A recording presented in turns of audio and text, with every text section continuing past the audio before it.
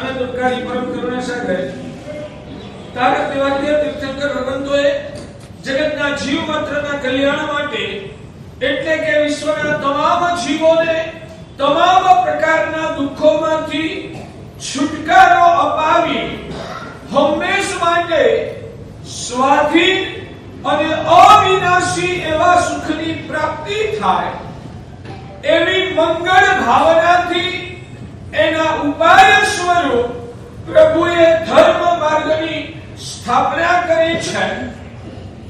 જ્ઞાની ભગવંતોએ ફરમાવ્યું સુખ આત્માની અંદરમાં જ પડેલું છે, પણ અંદરમાં રહેલા એ વાસ્તવિક સુખમય સ્વરૂપને જીવાત્મા ઓળખી શકતો નથી અને એ કારણથી ભ્રમણાનો ભોગ બનેલો આત્મા એ ભૌતિક દુનિયાની પરિસ્થિતિઓને પોતાના પ્રત્યે અનુકૂળ બનાવવાનો પ્રયત્ન કરે છે અને પુણ્ય કાચા હોવાના કારણે, યાદ રાખજો, પુણ્ય કાચા હોવાના કારણે એ બધી જ પરિસ્થિતિ પોતાના પ્રત્યે અનુકૂળ બની જ જાય એવી શક્યતાઓ બહુ જ ઓછી છે.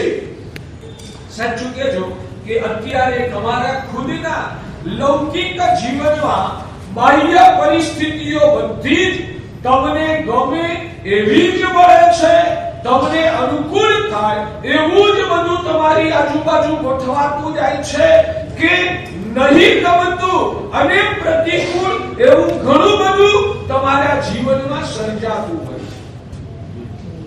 બંને વસ્તુ, પ્રતિકૂળ પણ વધારે શું, મોટા ભાગે પ્રતિકૂળ પરિસ્થિતિઓના સર્જન થતા હોય છે અને યાદ રાખજો કે એ પરિસ્થિતિઓને સુધારીને પરિસ્થિતિને પોતાના પ્રત્યે અનુકૂળ બનાવવાની અભિલાષા છે ને એ જ સૌથી વધારે દુઃખનું મોટું કારણ છે.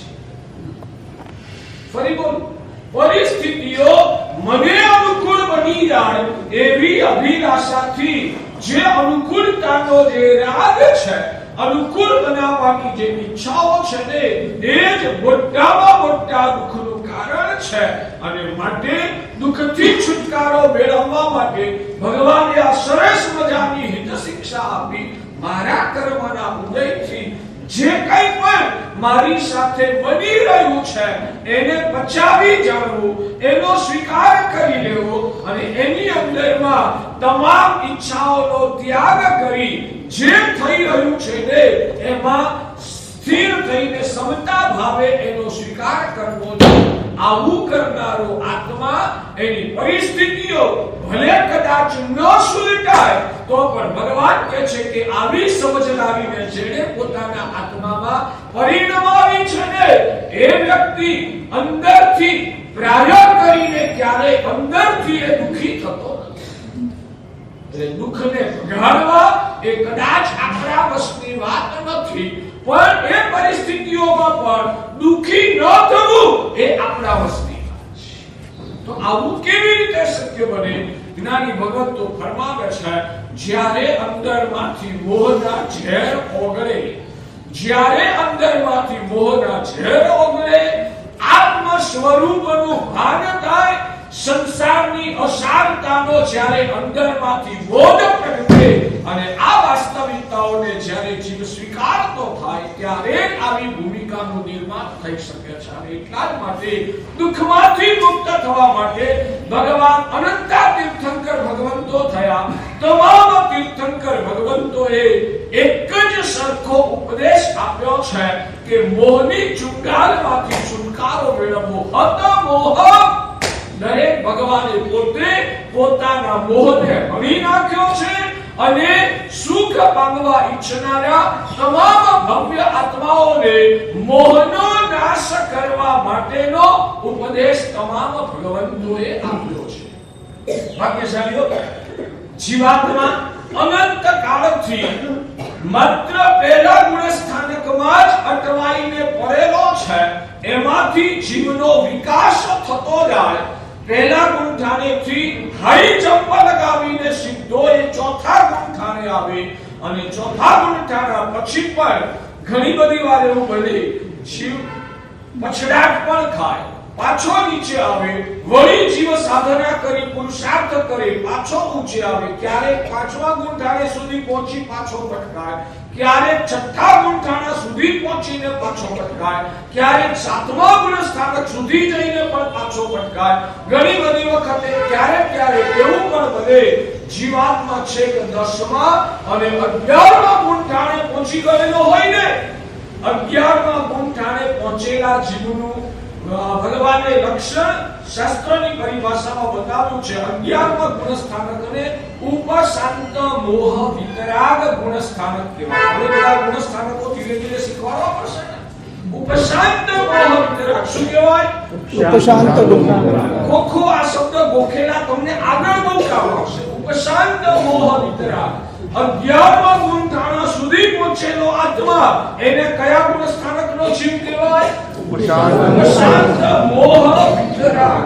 એટલે એના અંદરમાંથી મોહનો સંપૂર્ણપણે ઉપશમ થઈ ગયો છે. હવે મોહનો અંશ માત્ર એને ઉદયમાં નથી, અંશ માત્ર નથી, અને એના જ કારણે એ આત્મા વાસ્તવની અંદર વિતરાગ બની ગયો છે. ઉપશાંત મોહ વિતરાગ, મોહનો ઉપશમ થઈ જવાના કારણે જેનામાં વિતરાગ દશા પ્રગટ થઈ ચૂકી છે એવો આત્મા 11મા ગુંઠાણે પહોંચેલો એ પણ વળી પાછો પટકાય. અને પટકાય તો ક્યાં સુધી નીચે પટકાઈ શકે?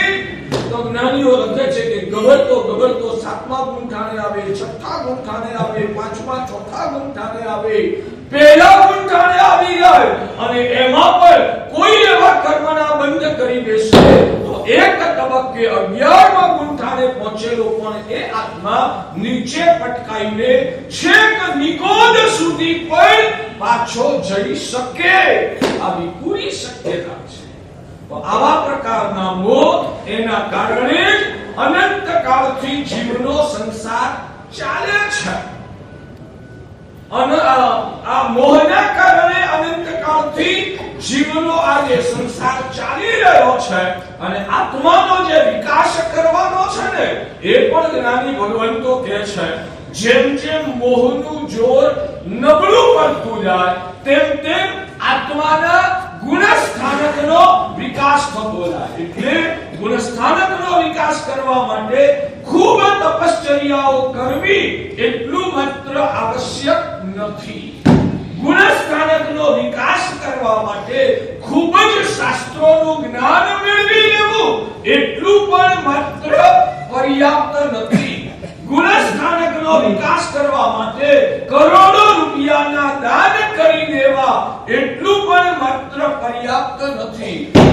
ગુણ સ્થાનકનો વિકાસ કરવા માટે આ ભારતભરના તમામ તીર્થોની યાત્રાઓ કરી લેવી એ પણ પર્યાપ્ત નથી. ભગવાન કહે છે કે ગુણ સ્થાનકનો વિકાસ કરવા માટે તો અંદરના ગુણોને પ્રગટાવતા જવાય, અને એ ગુણોને પ્રગટાવવા દ્વારા મોહના ઝેરને નબળા પાડતા જવાય, તો જ આત્માની ભૂમિકાનો અંદરથી વિકાસ થતો જાય. આવા 14 ગુણ સ્થાનક છે.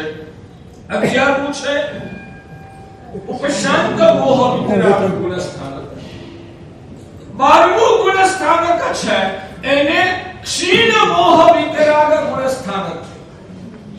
11મું જે ગુણ સ્થાનક છે એ ઉપશાંત મોહ વિતરાગ દશા છે, અને 12મું જે ગુણ સ્થાનક છે ને ભાગ્યશાળી એ ક્ષીણ મોહ વિતરાગ દશા છે. તેમાં ફરક શું? તો ભગવાન કહે છે કે ઉપશાંત મોહ વિતરાગ દશા વાળો જે જીવ છે ને, એનામાં પણ મોહનો અંશ માત્ર ઉદય નથી, અને એ કારણથી એ આત્મા વિતરાગ બની ગયો છે. જ્યારે ક્ષીણ મોહ વિતરાગ જે આત્મા છે ને, એનામાં પણ મોહનો અંશ માત્ર ઉદય નથી, એ પણ વિતરાગ. સમજાયું ને? હા, ફરક એક સંવાદ કરો તો મજા આવે. સાહેબ, આમાં પણ મોહનો અંશ માત્ર ઉદય નથી અને આમનામાં પણ મોહનો અંશ માત્ર ઉદય નથી અને એ કારણથી બંને વિતરાગ છે તો બેમાં ફરક શું પડે? એકમાં દબાયેલું તો શાંત મોહ વિતરાગ જે આત્મા છે ને એના આત્માની અંદર મોહના દળિયા એટલે પૂતગલો, મોહના પૂતગલો એ આત્મામાં હજુ ભરવાઈને પડેલા છે, માત્ર એ નિષ્ક્રિય થઈ ગયા છે. એક મોહનો ઉદય અત્યારે નથી, માટે એ આત્મા વિતરાગ બન્યો છે. જ્યારે ક્ષીણ મોહ વિતરાગ જે આત્મા છે ને એનામાં તો અંદરથી બેલેન્સમાં પડ્યું હોય ને એને શાસ્ત્રની પરિભાષામાં સત્તા કહેવાય. બેલેન્સમાં જે પડેલું હોય ને એને શાસ્ત્રની પરિભાષામાં, જૈન દર્શનની પરિભાષામાં એને સત્તા કહેવાય. તો ઉપશાંત મોહ વિતરાગ આત્માને મોહનો ઉદય નથી પણ મોહના દળિયા એટલે મોહના પરિણામ પેદા કરાવનારા મોહનીય કર્મના પૂતગલો એ એના આત્માની અંદર બેલેન્સમાં એટલે કે સત્તામાં પડેલા છે. જ્યારે ક્ષીણ મોહ વિતરાગ જે આત્મા છે એને તો મોહનીય કર્મ ઉદયમાં તો નથી. અઘરું બને છે, થોડું અઘરું લાગે છે ને આજે, શરૂઆત અઘરી થાય પણ રોજ જ્યારે આવા શબ્દો સાંભળશો ને એટલે આખો જૈન દર્શનનો તમને છે ને અદ્ભુત પરિચય થવા માંડશે. પછી જૈન દર્શનની જ્યારે આ ગુણસ્થાનકોની સમજણ સ્પષ્ટ થશે ને ત્યારે તમને અંદરથી એક ખુશી અનુભવાશે કે પ્રભુનો આખો એક અભ્યંતર માર્ગ શું વસ્તુ છે ને હવે સમજાય છે. અને જ્યારે આ બધું સમજશો ને ત્યારે તમને ખ્યાલ આવશે કે આજ સુધી તો હકીકતમાં આપણે છે ને પ્રભુના માર્ગને સમજ્યા છે. પ્રભુના માર્ગને અમારો દાવો છે તમે રોજ સેવા પૂજા કરવા વાળા, રોજ સામાયિક કરવા વાળા, રોજ ઉકાળેલું પાણી પીવા વાળા, રોજ તીર્થયાત્રાઓ કરવા વાળા, રોજ નવકાર મંત્ર કરવા વાળા, અમારો તમારા માટે કહેવાય ને આ અભિપ્રાય છે કે તમે હજુ પ્રભુના માર્ગને સમજ્યા છે. સમજ્યા વગર તો આરાધના કેટલી થાય અને કેવી? એટલે ઉપશાંત મોહ વિતરાગ જેમના આત્મામાં મોહનો પરિણામ પેદા કરનારા જે કર્મ છે, ચિત્તમાં જે મોહનો પરિણામ શું છે બધું ધીરે ધીરે સમજાવશું. મોહનો પરિણામ પેદા કરનારા જે કર્મો આત્માની અંદરમાં બેલેન્સમાં પડેલા છે પણ તમારી સજાગતાના કારણે, તમારી સાધનાના કારણે, તમારી પ્રભુની આજ્ઞાના પાલન દ્વારા આત્માની સાથેનું જે જોડાણ થઈ જવાના કારણે એ મોહનું જોર એ હદે નબળું પડી ગયું છે, નિષ્ક્રિય થઈ ગયું છે કે એ મોહ છે એ અત્યારે તમને સતાવી શકતો નથી. એ મોહ અંદરમાં તમારામાં એવા મલિન ભાવોને પેદા કરી શકતો નથી. પણ એ કર્મ હજુ આત્માની અંદરમાં જોડાઈને પડેલું છે. એટલે જ્યાં તમે થોડા અસાવધ થયા, જ્યાં થોડાક બહારની દુનિયાના ભાવોમાં અટવાયા એટલે પેલો મોહ છે ને પાછો ઉછાળો મારીને તમારા મનના ભાવોને મળી એટલે કે રાગ દ્વેષ વાળા, ક્રોધ કસાય વાળા પરિણામોને કલુષિત બનાવી દેશે.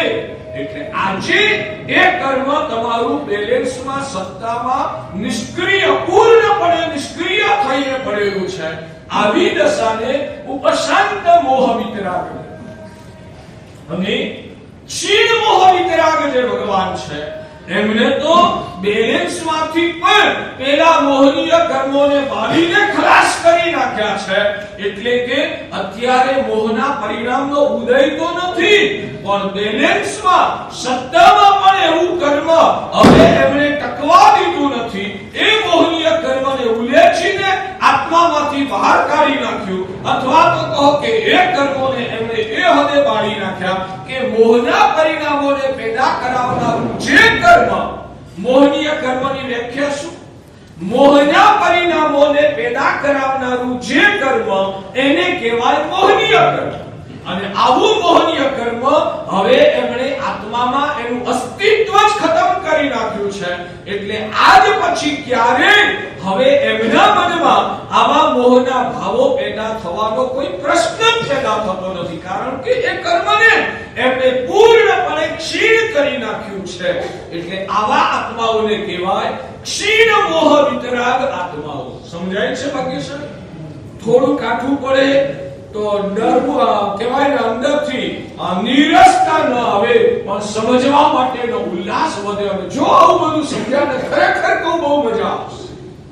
અને ઉપશાંત મોહ વિતરાગ આત્માને તો છે ને બેલેન્સમાં, સત્તામાં મોહને પેદા કરનારા કર્મો પડેલા છે. એ જાગૃત થાય એટલે જીવ જ્યારે પાછો મોહને વશ થાય તો એનું ગુણ સ્થાનક નીચે ઉતરી. પણ ક્ષીણ મોહ વિતરાગ આત્માને તો બેલેન્સમાં એવું મોહનીય કોઈ કર્મ, એનું અસ્તિત્વ પણ હવે રહ્યું નથી. એટલે એ આત્માને હવે પછી ક્યારેય નીચે પટકાવવા માટેનો પ્રશ્ન પેદા થતો નથી. સમજાય છે આટલી વાત? ઉપર જ. એટલે ઉપશાંત મોહ વિતરાગ આત્મા એ પણ વિતરાગ છે. ક્ષીણ મોહ વિતરાગ આત્મા એ પણ વિતરાગ છે. એ દ્રષ્ટિએ બંનેની વિતરાગ દશા એક સરખી. આ કોને જેવું થયું? તમને કહું કે અહીંયા આગળ વ્યાખ્યાન સાંભળવા માટે તમે આવ્યા, અહીંયા આગળ વ્યાખ્યાન સાંભળવા માટે કોઈ ગરીબ વ્યક્તિએ પણ આવવું છે. ઉદાહરણ તરીકે અત્યારે ઓલરેડી આ મિનિટે તમારા ખિસ્સામાં કેટલા રૂપિયા છે? આ મિનિટે તમારા ખિસ્સામાં કેટલા રૂપિયા છે? બધાના અલગ અલગ નથી, લગભગ ઘણા બધા લોકોના ખિસ્સા ખાલી છે. નરેન્દ્રભાઈ જેવા આયા તો કદાચ એમના ખિસ્સામાં એક રૂપિયો નહીં ભાઈ અત્યારે, કદાચ એમના ખિસ્સામાં એક રૂપિયો અત્યારે કદાચ નથી. પેલો જે ગરીબ આવ્યો ને એના ખિસ્સામાં અત્યારે એક રૂપિયો નથી. તો બંનેની સ્થિતિ એક સરખી જ કહેવાય ને. બંનેની સ્થિતિ એક સરખી કહેવાય ને. એટલે તમે બંને સાથેનો વ્યવહાર એક સરખો કરો ને. તમને પૂછું,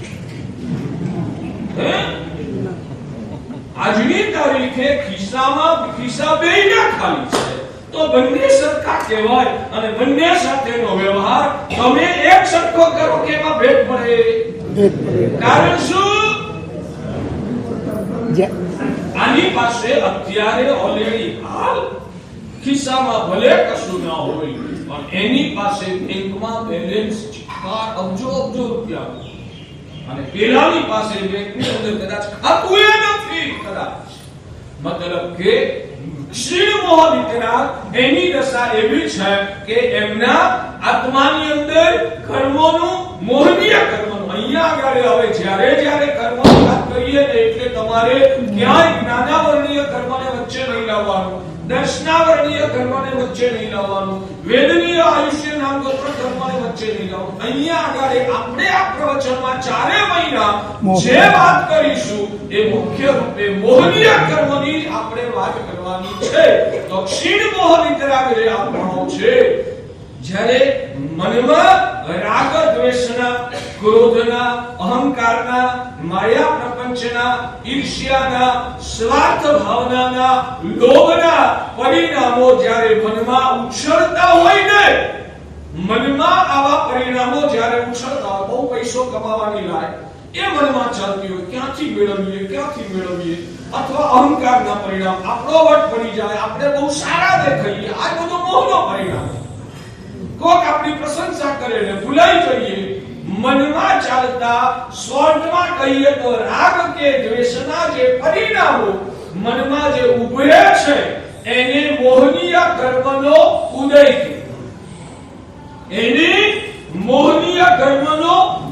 કહેવાય.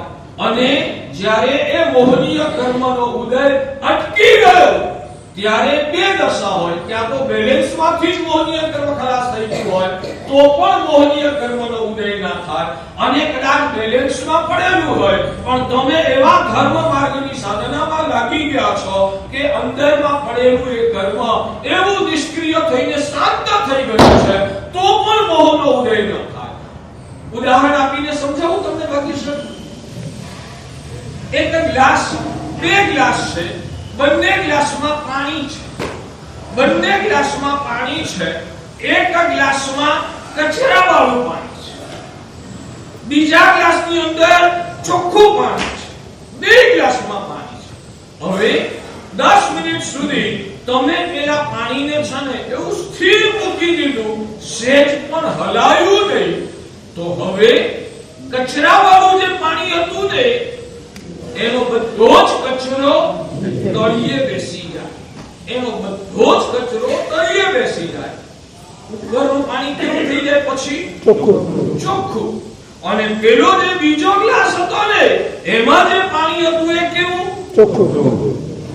આ બીજા ગ્લાસમાં જે પાણી છે એ કેવું છે? પીવા લાયક છે. હવે પેલું જે કચરાવાળું પાણી હતું એનો બધો જ કચરો નીચે બેસી ગયો. હવે તમારે એ પાણી પીવું હોય તો શું કરવું પડે? ગાળવાની જરૂર. ઉપરથી ધીમે રહીને નીચેનો કચરો ઢોળાય નહીં એવી રીતે સાચવીને ઉપરનું પાણી બીજા ગ્લાસમાં તમે કાઢી લો તો એ પાણી પીવા લાયક હોય છે. મતલબ કે કચરો નીચે બેસી ગયો ત્યારે એ પાણી પણ ચોખ્ખું પાણી. કચરો જ્યારે નીચે બેસી ગયો ત્યારે પણ એ પાણી ચોખ્ખું પાણી, અને બિલકુલ કચરા વગરનું બની ગયેલું પાણી એ પણ ચોખ્ખું પાણી. આ પાણી પણ પીવા લાયક, પેલું પાણી પણ પીવા લાયક. બંને પાણીની ક્વોલિટીમાં આ મિનિટે કોઈ જ ફરક નથી. બરાબર છે? એટલે આપણે કીધું કે ઉપશાંત મોહ વિતરાગ આત્માઓ જે છે એમને મોહનો કચરો તળિયે બેસી ગયેલો છે, માટે એમના દિમાગની અંદર ક્યાંય મોહના પરિણામનો અંશ માત્ર ઉદય નથી, અને માટે એ આત્માઓ વિતરાગ દશાનો અનુભવ કરે છે. ક્ષીણ મોહ વિતરાગ આત્માઓ છે એમને પણ ક્યાંય મોહનો ઉદય નથી, માટે એ પણ વિતરાગ દશાનો અનુભવ કરે. આ પણ વિતરાગ, આ પણ વિતરાગ. ઉપશાંત વિતરાગ દશામાં જે બેલેન્સ પડ્યું હોય એ કર્મ ભરી જાય એવું હોય કે નિકાલી હોઈ શકે. જો કોઈ પણ વસ્તુને બાળવી પણ હોય ને તો તમારે એને આગની નજીક લાવવું પડે. બેલેન્સમાં પડેલું જે છે એને પણ બાળવું હોય ને તો તમારે એની નજીક જવું પડે. આ વિતરાગ આત્માઓ તો એનાથી પર થઈ ગયા છે, એટલે એ બાળવા માટે વળી પાછા એમને નીચે એ કર્મના સંપર્કમાં આવવું જ પડે. અને એટલા જ માટે જ્ઞાનીઓએ લખ્યું કે ઉપશાંત મોહ વિતરાગ બનેલો આત્મા ગેરંટીથી નીચે પટકા. વળી પાછું એનું ગુણસ્થાન કે નીચે ઉતરે, એમને નીચે આવીને તેના કર્મોને બાળીને પછી પાછા ઉપર જઈ શકે. તો બંને આત્માઓ વિતરાગ, પણ ફરક આટલો, પેલા ઉપશાંત મોહ વિતરાગનું કર્મ બેલેન્સમાં પડેલું છે. આ મોહનીય કર્મ એની વ્યાખ્યા શું ભાગ્યશાળી? રાગ દ્વેષનો જે કર્મો મોહના પરિણામોને પેદા કરે, જે કર્મો એ કર્મ આત્મા ઉપર જ્યારે બેલેન્સમાં પડેલું હોય ને ત્યારે એની કોઈ અસર નથી, કોઈ અસર નથી. પણ જ્યારે સક્રિય થાય, એનો પ્રભાવ દેખાડે ત્યારે બુદ્ધિમાં મલિનતા હોય, એટલે અહંકાર પેદા કરાવે, ઈર્ષ્યા પેદા કરાવે, ક્રોધ પેદા કરાવે, લોભ પેદા કરાવે, રાગ દ્વેષ પેદા કરાવે, પૌગલિક વાસનાઓને અંદરમાં ઉજાગર કરે. આ બધું જ મોહનો પ્રભાવ છે. એટલે આવા મોહના પરિણામોને જે પેદા કરે એવા પ્રકારનું જે કર્મ એને કહેવાય મોહનીય કર્મ. યાદ રાખજો, 11મા ગુણસ્થાનકથી જ્યારે જીવ ઉપર જાય ને ત્યારે તો મોહનું અસ્તિત્વ જ ખતમ થઈ ગયું છે. પણ આ પહેલા ગુણસ્થાનકથી લઈને 11મા ગુણસ્થાનક કે 12મા ગુણસ્થાનક સુધી પહોંચવા માટે માત્ર મોહનીય કર્મની સાથેની જ રમતમાં આપણે વિજય મેળવવો.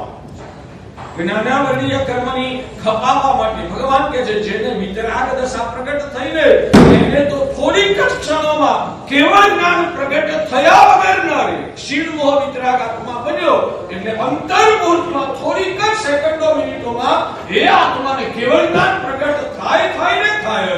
એટલે કેવળ જ્ઞાન પામવા માટે ઘણું ભણીને કેવળ જ્ઞાન પામવા માટે ઘણું ભણીને જ્ઞાનાવર્ણીય કર્મો ખપાવવાની બહુ આવશ્યકતા નથી. તો જ્ઞાન ભણવાની જરૂર ખરી? જ્ઞાન ભણવાની જરૂર ખરી? શેના માટે? તો જ્ઞાન પણ ભણવાનું છે પ્રભુના માર્ગમાં. જ્ઞાન પણ ભણવાનું છે. એ જ્ઞાનાવર્ણીય કર્મને ખપાવવા માટે નથી ભણવાનું, પણ મોહનીય કર્મને ખપાવવા માટે જ્ઞાન. તપશ્ચર્યા પણ કરવાની, શેના માટે કરવાની? અસાતા વેદનીય કર્મ એનાથી ખપે ખરું. જ્ઞાન ભણવાથી જ્ઞાનાવર્ણીય કર્મ ખપે ખરું, પણ સાધક આત્માએ જ્ઞાનાવર્ણીય કર્મ ખપાવવા માટે જ્ઞાન નથી ભણવાનું, મોહનીય કર્મને ખપાવવા માટે જ્ઞાન. એવી રીતે તપશ્ચર્યા કરવાથી અસાતા વેદનીય કર્મ ખપે, પણ અસાતા વેદનીય કર્મ ખપાવવા માટે તપશ્ચર્યા નથી કરવાની. તપશ્ચર્યા શેના માટે કરવાની? મોહનીય કર્મને ખપાવવા માટે તપશ્ચર્યા કરવાની. એવી રીતે વૈયાવચ્ચ કરવાની. એ વૈયાવચ્ચ કરવાથી સાતાવેદનીય કર્મ બંધાય, પણ સાતાવેદનીય કર્મ બાંધવા માટે વૈયાવચ્ચ નથી કરવાની. વૈયાવચ્ચ કરવાની છે મોહનીય કર્મને ખપાવવા માટે. કોઈ જીવને સન્માન કરવાથી તમને શુભ પ્રકૃતિઓના કર્મ બંધ થાય, ઉચ્ચ નામ ગોત્ર બંધાય, પણ એ ઉચ્ચ નામ કર્મ કે ગોત્ર કર્મ બાંધવા માટે કોઈનો આદર નથી કરવાનો. કોઈનો ભગવાનની ભક્તિ કરવાથી બધા જ પ્રકારના શુભ કર્મો બંધાય, પણ એ બધા પ્રકારના શુભ કર્મો બાંધવા માટે તે ધર્મ નથી કરવાનો. મોહનીય કર્મને ખપાવવા માટે ધર્મ કરવાની ભગવાન અરિહંત પ્રભુએ આજ્ઞા કરી છે. તપ કરવા કરીએ છીએ ત્યારે જ્ઞાનાવલી આપવા ખપી જાય છે. એવી રીતે જ્ઞાનાવલીના લક્ષી કરીએ તો મોહનીય આપવા ના ખપે. મોહનીય કર્મના કારણ કે મોહનીય કર્મના કારણે બાકીના બધા કર્મો બંધાય છે. મોહનીય કર્મના કારણે જ બાકીના બધા કર્મો બંધાય છે. એટલે મોહનીય તૂટ્યું એની સાથે બાકીના બધા તૂટી જવાની ગેરંટી. પણ બાકીના બધા કર્મો તૂટે તો મોહનીય તૂટે એની કોઈ ગેરંટી નથી. એટલે બાકીના કર્મો ખપાવવાથી મોહની ઉપર વિજય મળે પણ ખરો, ન પણ મળે. એટલે એ લક્ષ્ય રાખવાની ભગવાને આપણને ના પાડી છે. આપણે મોહને ખપાવવા માટે જ આ સાધના કરવાની. અને પહેલા ગુણ સ્થાનકથી જ્યારે ચોથું ગુણ સ્થાનક આવે ને, મોહના છે ઓગળે તો જ ચોથું ગુણ થાવું પડે.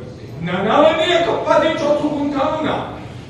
ચોથા ગુણ થાનેથી પાંચમા ગુણ સ્થાનક ઉપર જ્યારે જીવ જાય, મોહનીય કર્મ વિશેષ રૂપે નબળું પડે તો જ એને ચોથેથી પાંચમા ગુણ સ્થાનકની પ્રાપ્તિ થાય. ખાલી જ્ઞાનાવલીય કર્મથી કે બીજી પુણ્ય પ્રકૃતિઓ દ્વારા આ ગુણ સ્થાનક ના વધે. પાંચમેથી જ્યારે છઠ્ઠા ગુણ થાને જાય ત્યારે વિશેષથી મોહમાં ગાબડું પડે તો જ પાંચમેથી છઠ્ઠે જાય. એમ કરતા કરતા ઉપરનો જે વિકાસ છે, કેટલું જ્ઞાન પ્રગટ્યું એના આધાર ઉપર આ ગુણ સ્થાનકનું માપદંડ ભગવાને બતાવ્યું નથી, પણ મોહનીય કર્મ કેટલું પાતળું પડ્યું એના આધાર ઉપર આત્માનો વિકાસ ભગવાને ફરમાવ્યો છે. કર્મનો ઉપશમ થાય કે ક્ષય થાય શેના આધારે આપણે એને કંટ્રોલ કરી શકીએ? પહેલા શેના આધારે થાય, કેવી રીતે થાય, એ પ્રક્રિયાઓ બહુ ગહન છે. પહેલા તો એનો ક્ષય કે ઉપશમ કરતા પહેલા મોહના સ્વરૂપ કમસે કમ આપણે પહેલા ઓળખીએ. જેને દબાવવો છે એને જ ઓળખતા ન હોઈએ, જેને ખતમ કરવો છે એને જ ના ઓળખતા હોઈએ તો તમે શસ્ત્ર લઈને કોની ઉપર ઉગાવશો? પહેલા ક્ષય અને ઉપશમની પરિભાષા એક સામાન્ય અછડતું ચિત્ર તમારા મગજમાં ઉપસાવવા માટે અત્યારે રજૂ કર્યું. હકીકતમાં મોહ કોને કહેવાય, મોહનું સ્વરૂપ કેવું છે, મોહના પ્રકારો કેટલા છે, આ મોહ કઈ રીતે આપણને પરેશાન કરે છે, આ બધું આપણે પહેલા સમજી અને પછી એના ક્ષય કે ઉપશમના સાધનામાં કેવી રીતે આગળ વધવું તો બહુ પછીની વાત આવે છે. પણ તમને કહેવાય ને આછેરું ચિત્ર અત્યારે કહેવાય ને, કોઈ પણ ચિત્ર પરફેક્ટ દોરવું હોય તો સૌથી પહેલા શું કરવું પડે? એની એક બોર્ડર બનાવવી જોઈએ, આછેરી ઝલક ઊભી થાય અને પછી એના કહેવાય ને નાના નાના પાર્ટ છે એને વ્યવસ્થિત પછી કરવામાં આવે. એટલે આછેરી ઝલક આપવા માટે તમારી સમક્ષ અત્યારે આ ચિત્ર રજૂ કર્યું. ભગવાને આ સાધના કરતા કરતા ભગવાન ક્ષીણ મોહ વિતરાગ કર્યો. તપ કરવાનું, મોહનીય કર્મ તોડવા માટે તપના ટાઈમે જ ગુસ્સો વધારે આવે છે તો તે કર્મ વધવાનું ના વધે. એટલા માટે ના વધે જો એની સાવધાની હોય તો. તપ કરતા કરતા એને ગુસ્સો કેમ આવે છે? તો એનું મુખ્ય કારણ એ છે કે તપના સ્વરૂપને એ આત્મા પોતે બરાબર સમજેલો નથી. એક વાત. બીજા નંબરમાં, જન્મ્યો ત્યારથી લઈને આજ સુધી અથવા તો અનંત કાળમાં એને ખાઈ પીને ખાવા પીવા દ્વારા પોતાની વૃત્તિઓને સંતોષી છે અને શરીરની સાતાને ભોગવી છે. માણસને ગુસ્સો ત્યારે આવે જ્યારે અસાધા થાય, એટલે કે પોતાનું કોઈ પણ રીતે ધાર્યું ન થાય અથવા તો પોતાના શરીરમાં જ્યારે પીડા આક્રમણ થાય ત્યારે ગુસ્સો આવે છે. એટલે એવા સંજોગોની અંદર તપ કરતા રહેવાનું અને કરતા કરતા જ્યારે મન વ્યાકુળ બને ત્યારે મનને સમજાવતા રહેવાનું. સમજાવવામાં ક્યારેક સફળતા મળે પણ ખરી, સમજાવવામાં ક્યારેક સફળતા ન પણ મળે, પણ આવા ભૂખ્યા પેટે અંદરથી આગ સળગી.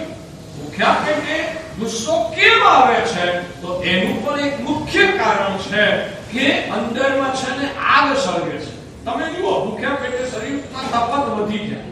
ભૂખ્યા પેટે શરીરમાં તપત વધે એટલે કે અંદરમાં આગ પ્રજ્વલિત બને છે અને એ અંદરની આગ પ્રજ્વલિત બનવાના કારણે જ્યારે કઈ ઈચ્છા વિરુદ્ધ થઈ ગઈ એટલે ગુસ્સો આવી જાય. એવા જ તબક્કે ભગવાન કહે છે કે મનને સમજાવવા દ્વારા, પ્રભુના વચનોનો સહારો લેવા દ્વારા મનને શાંત પાડવાની સાધના કરવામાં આવે તો સમતાનો ગુણ વિકસતો જાય. પણ ગુસ્સો આવે છે એટલે તપ જ ના કરવો તો ક્યારે પણ એને કહેવાય વિકાસનો દરવાજો ખુલે જ નહીં. એટલે વિકાસનો દરવાજો ખોલવા માટે અમારા ત્યાં છે ને જ્ઞાની ભગવંતોએ બહુ જ સરસ મજાની એક વાત કરી છે.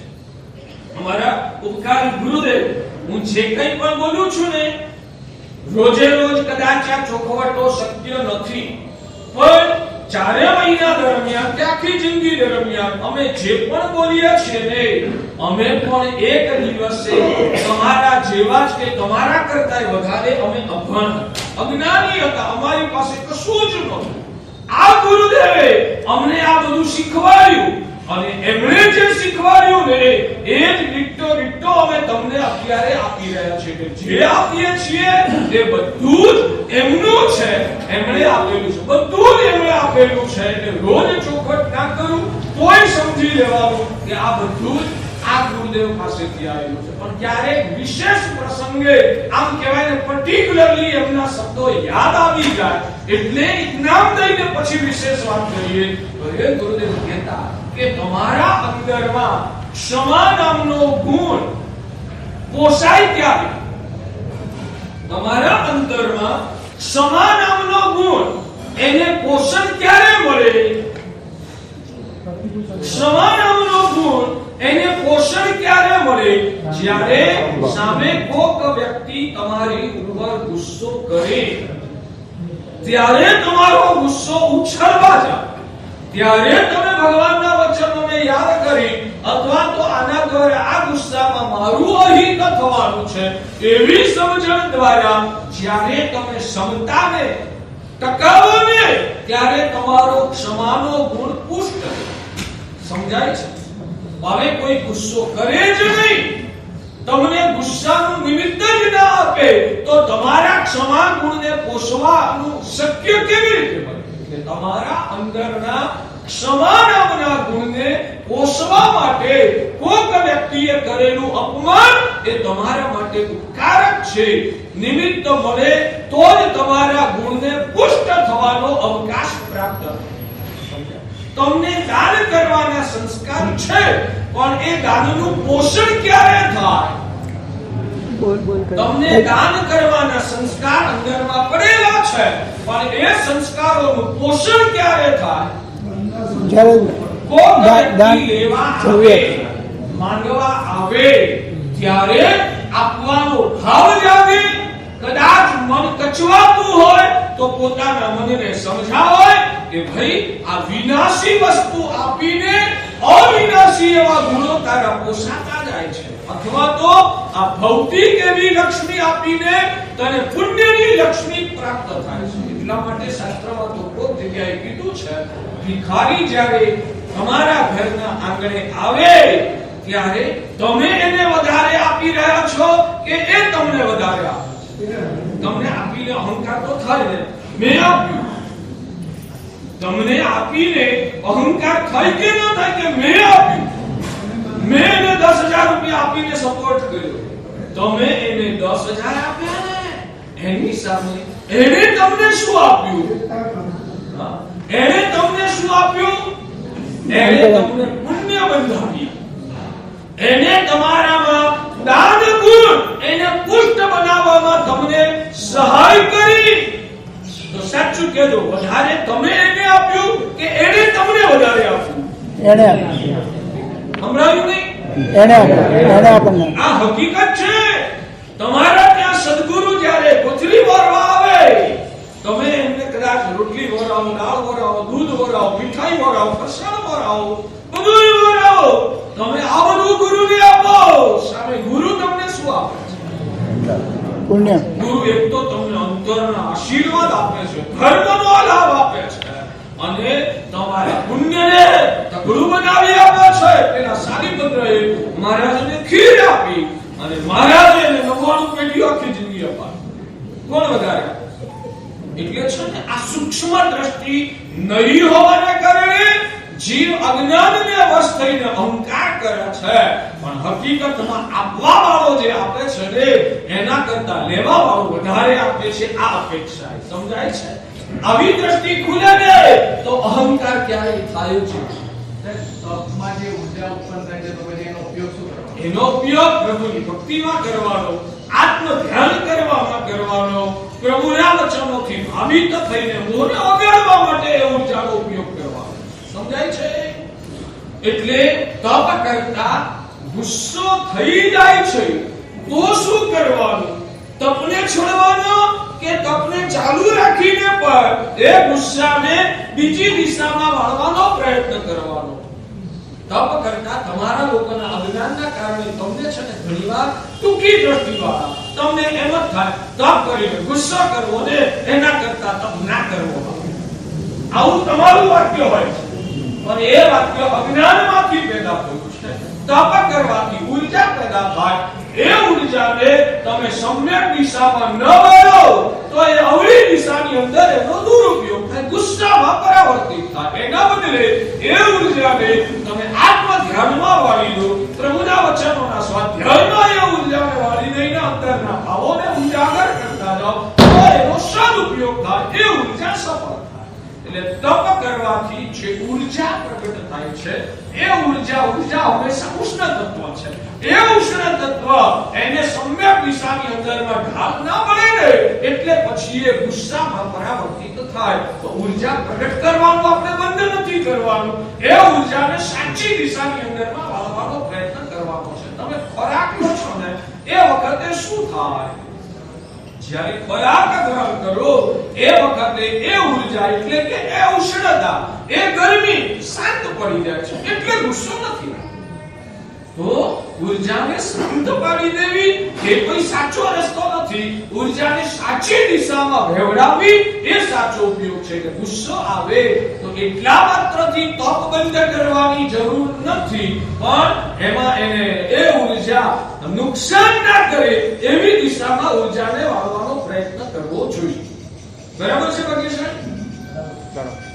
શું વાત ચાલતી હતી આપણી? ઉપશમ. હા, ઉપશમ. તું અંદરમાં રહેલા મોહને ક્ષીણ કરી નાખવો તે આદર્શ છે.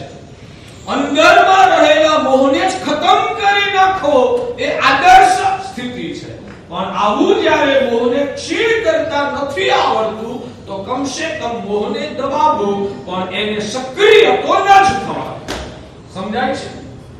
તો એ કેવી રીતે શક્ય બને? હજુ કેવી રીતે દબાવવો અને કેવી રીતે એને ખપાવી દેવો એ આપણને નથી આવડતું. તો ભગવાન કહે છે કે પહેલા મોહને ઓળખો. આ મોહના બે પ્રકાર છે. એક છે દર્શન મોહનીય કર્મ અને બીજું છે ચારિત્ર મોહનીય. એક છે દર્શન મોહનીય કર્મ અને બીજું છે ચારિત્ર મોહનીય. તો દર્શન મોહનીય કોને કહેવાય અને ચારિત્ર મોહનીય કોને કહેવાય?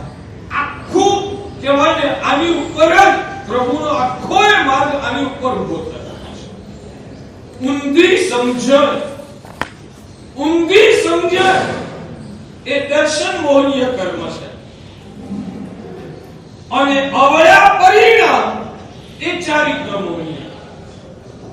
ઊંધી સમજણ એ દર્શન મોહનીય કર્મ છે અને અવળા પરિણામ એટલે જે રાગ અને દ્વેષ પેદા થાય, ગુસ્સો થાય, અહંકાર આવે, આત્માનું જે વિકૃત સ્વરૂપ છે, આ ઓરિજિનલ સ્વરૂપ નથી. ગુસ્સો એ તમારું ઓરિજિનલ સ્વરૂપ નથી. અહંકાર કરવો એ પણ તમારું ઓરિજિનલ સ્વરૂપ નથી. ઈર્ષ્યા કરવી એ પણ તમારું ઓરિજિનલ સ્વરૂપ નથી. લોભ કરવો એ પણ તમારું ઓરિજિનલ સ્વરૂપ નથી.